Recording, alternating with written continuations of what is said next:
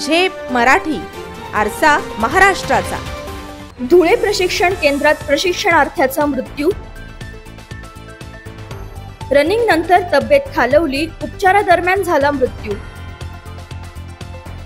Punishment नंतर घडली घटना, सहप्रशिक्षणार्थ्यांमध्ये चर्चा।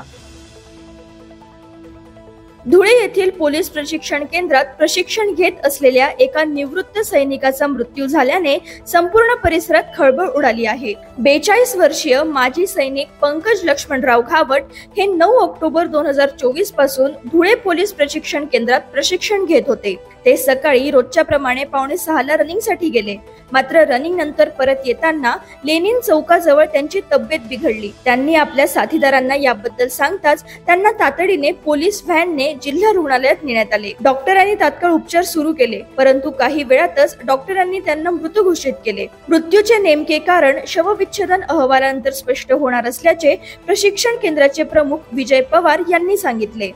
आज दिनांक 28/5/2025 रोजी पोलीस प्रशिक्षण केंद्र धुळे येथे नवप्रविष्ट पोलीस शिपाई सत्र क्रमांक 12 ची बॅच चालू आहे। नवप्रविष्ट पोलीस शिपाई चेस्ट नंबर 609 पंकज लक्ष्मणराव घावट, भरतीचं घटक आहे त्यांचं नागपूर, ते राहणारे मूळचे अमरावती जिल्ह्याचे अचलपूर तालुक्याचा हा अंमलदार आहे। आज त्यांचं जवळपास इथं 8 महिन्यापासून मूलभूत पोलीस प्रशिक्षण चालू आहे।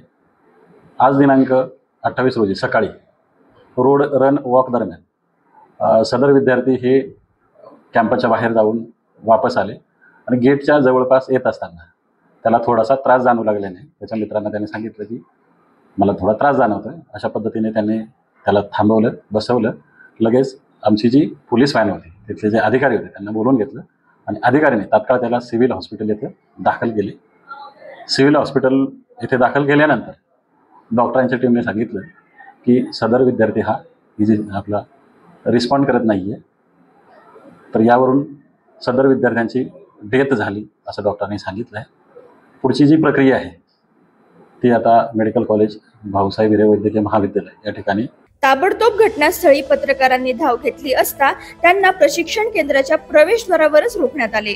मृत्यूपूर्वी पंकज घावट यांना पनिशमेंट देण्यात आली होती आणि त्याच दरम्यान ही दुर्दैवी घटना घडल्याची चर्चा देखील प्रशिक्षणार्थ्यांमध्ये सुरू आहे। पंकज घावट यांचा मृतदेह कुटुंबियांकडे सुपूर्द करण्यात येणार असून पुढील कायदेशीर प्रक्रिया सुरू आहे।